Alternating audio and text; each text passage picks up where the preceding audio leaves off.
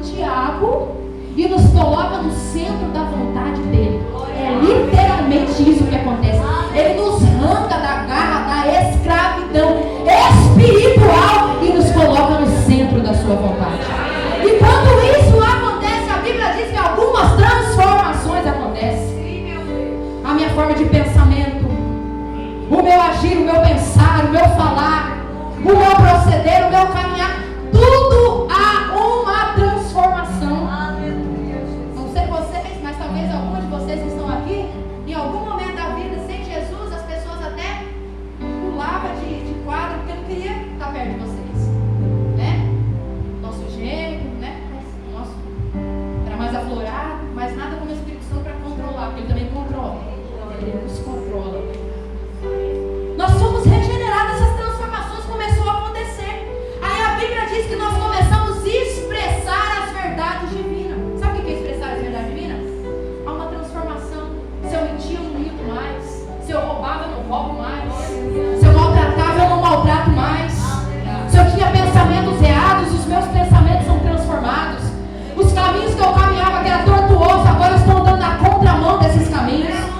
Agora os meus pensamentos são diferentes, são os pensamentos de Deus. Agora o meu proceder, aonde eu chego, há uma diferença. As pessoas não têm mais medo de mim. As pessoas olham para mim e falam, ali vai alguém diferente. Aonde a gente chega, as pessoas se sentem bem. Aonde nós chegamos, há uma diferença. Eles não sabem dizer que é o Espírito Santo, mas a gente sabe. Porque a gente sem o Espírito Santo, a gente não é nada. Daquele pecado que estava ali, meu irmão, sem o Espírito Santo, a gente é pior, a gente é o errado, a gente faz mesmo. Mas com o Espírito Santo, ele nos limpa, nos regenera, faz uma transformação na nossa vida. E nós começamos a expressar essas verdades. A nossa vida se torna um estilo de vida. Caminhar com Jesus é um estilo de vida. Pensar como Jesus pensa é um estilo de vida. Sonhar com sonhos de Jesus se torna um estilo de vida. Aí nesse momento eu começo a ter um relacionamento mais profundo com Deus. Aí agora eu começo a entender o plano de Deus. Quanto mais a minha conexão estiver fortalecida com Deus, mais eu vou entender o propósito que Ele tem para a minha vida. Mais eu vou entender as necessidades humanas. Cumprir o propósito de Deus através da unção que já está sobre nós é entender nesse tempo, Deus, se ninguém quiser ir, fala comigo. Chacoalha o meu coração, me convence do que eu preciso fazer. Não me deixa no comodismo não, Espírito Santo, fala comigo.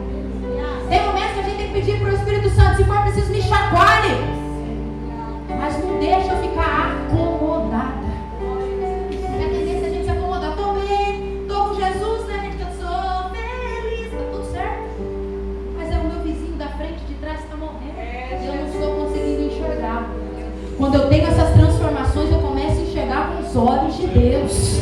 Agora não os meus olhos, é os olhos de Deus. Ele vai me mostrar lá na frente. E João 3,18 vai dizer que a cruz ela é carregada de manifestações e atos de amor. Nós recebemos isso. A cruz ela é marcada por esses atos de amor. E quais são esses atos de amor? Primeiro, a salvação que nós recebemos, que nós temos que buscar, porque é só lá no céu que nós vamos viver eternamente. Nós recebemos a salvação.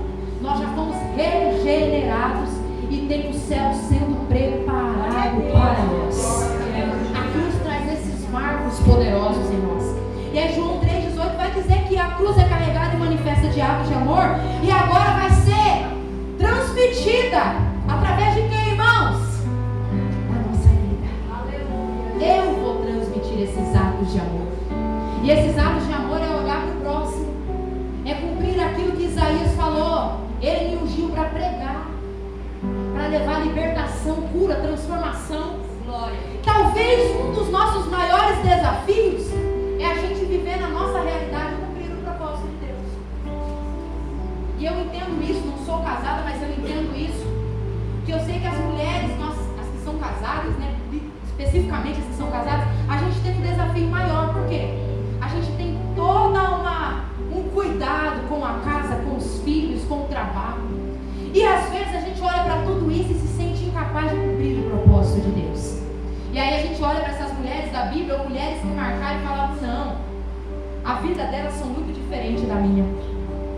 E aí nessa tarde eu estava conversando com alguém, com uma irmã, e ela dizia assim, Thalita, o meu maior sonho desde moça era fazer missões. A gente veio falando sobre o trabalho de missões que a gente desenvolve na igreja. O meu maior desejo era trabalhar com missões. Aí o tempo foi passando, os filhos foram chegando, eu me casei, aí os netos foram chegando, e hoje eu olho para trás e falo, poxa vida, eu não consegui cumprir. Mas ela fala para mim, eu falei, irmã, mas o que aconteceu para a senhora não conseguir desenvolver esse propósito que a senhora tinha tão forte no seu coração? Thalita, eu não me sentia capaz. Eu tinha tantas coisas para fazer que eu não conseguia achar um tempo para cumprir o propósito de Deus. Aí o que eu fazia, eu achava que era muito pouco, então eu decidi não fazer. E às vezes a gente se coloca nessa situação também. Eu sei que vocês têm todas essas obrigações e a gente precisa cuidar mesmo do nosso lar, que é o nosso primeiro ministério. Mas você também pode ser usada por Deus. Você também pode cumprir o propósito de Deus com a sua história, com aquilo que você consegue oferecer. Eu só preciso descobrir de que forma, de que maneira eu posso desenvolver, tendo filhos, tendo um marido para cuidar, tendo um trabalho para exercer. Como que eu posso executar tudo isso, Thalita? É possível? É possível. A Bíblia nos traz vários exemplos de mulheres que tinham filhos, esposo, mas eram mulheres usadas por Deus. Eram mulheres que eram procuradas por alguns homens para pedir conselho. Lembra de Débora? Uma mulher que tinha todos os seus afazeres, mas ela também era alguém que estava ali disponível para ser usada por Deus. E aí eu entendo que ser usado por Deus não é estar aqui, não. É muito fácil falar para vocês. Agora o propósito mesmo acontece das portas para fora. É você fazer para aquele que não conhece a Jesus. É você brilhar aonde é só você que tem o Espírito Santo. É lá que você vai cumprir o propósito de Deus.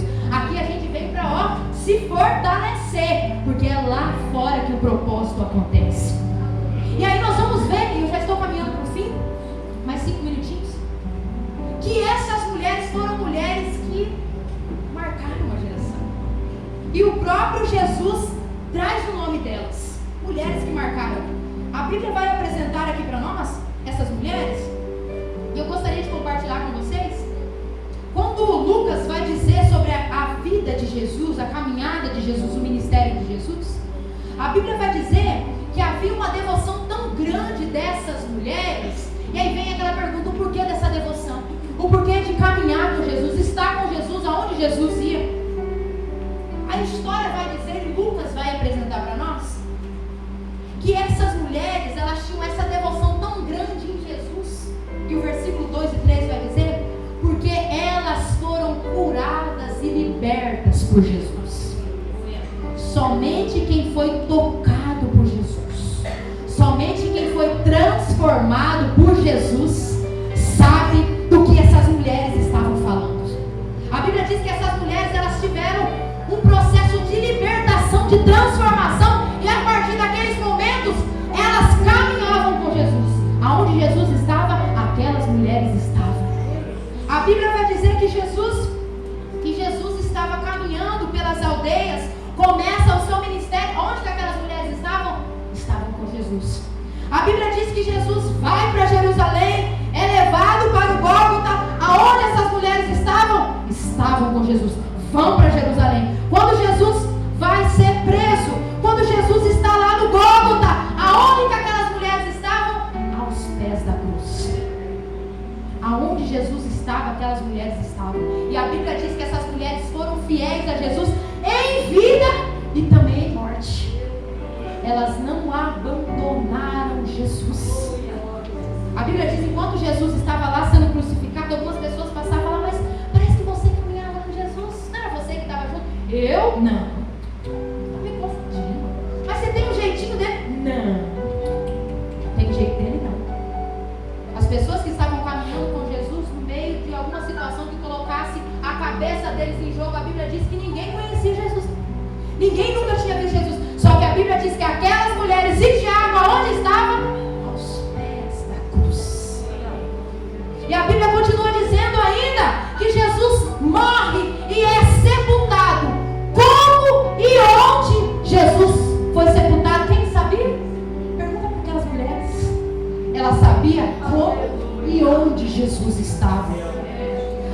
diz que as primeiras a chegar no túmulo no outro dia, quem foram essas pessoas? Aquelas mulheres. Elas estavam lá. A Bíblia diz que as primeiras, ou os primeiros a ver a pedra removida, quem foi? Foi aquelas mulheres. As primeiras a ficarem atônitas, dizendo, entrar dentro do sepulcro ali do túmulo e não ver Jesus. Quem que foi que viu? Aquelas mulheres. A Bíblia vai dizer em Lucas capítulo 24, quando aquelas mulheres estavam desesperadas, dizendo, onde está o corpo dele?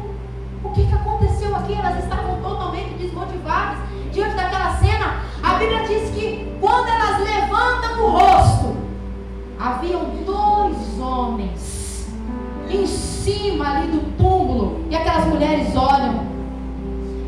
As primeiras mulheres a avistarem os anjos que estavam em cima do túmulo eram aquelas mesmas mulheres.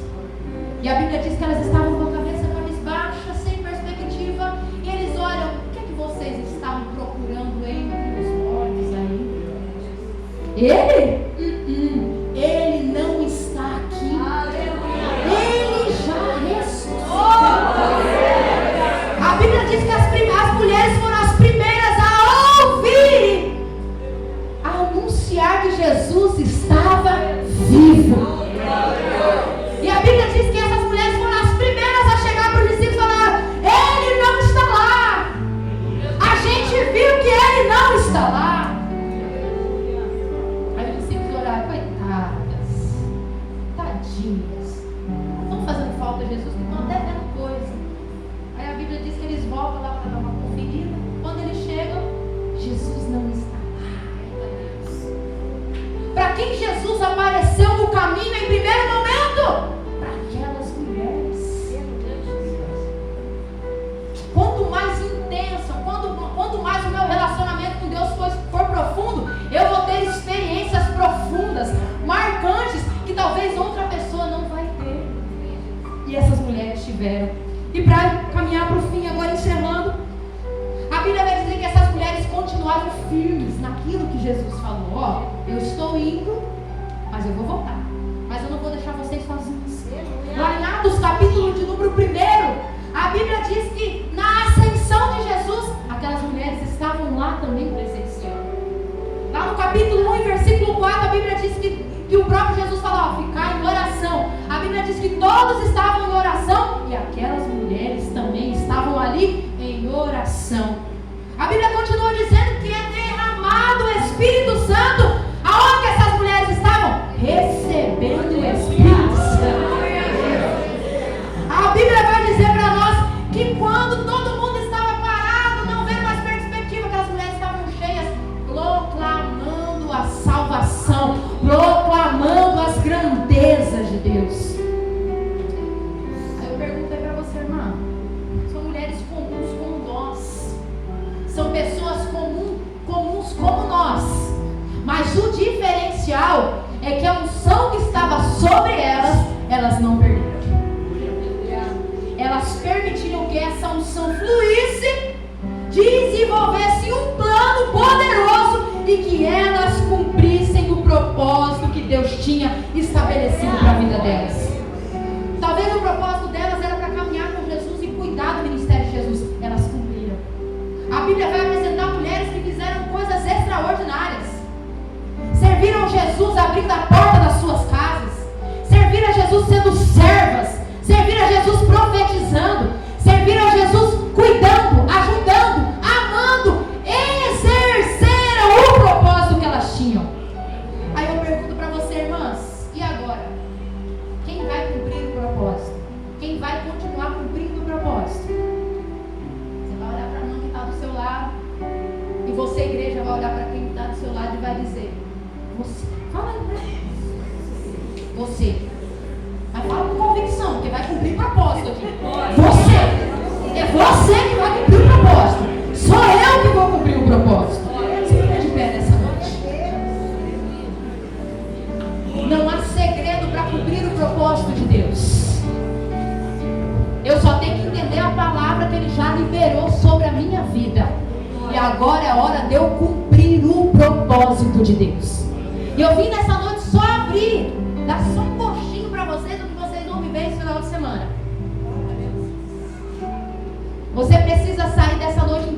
que há um propósito estabelecido sobre a sua vida. A unção que está sobre você é para florescer. Você precisa sair dizendo: Deus, eu já entendi qual é o propósito, e eu vou começar a partir de hoje.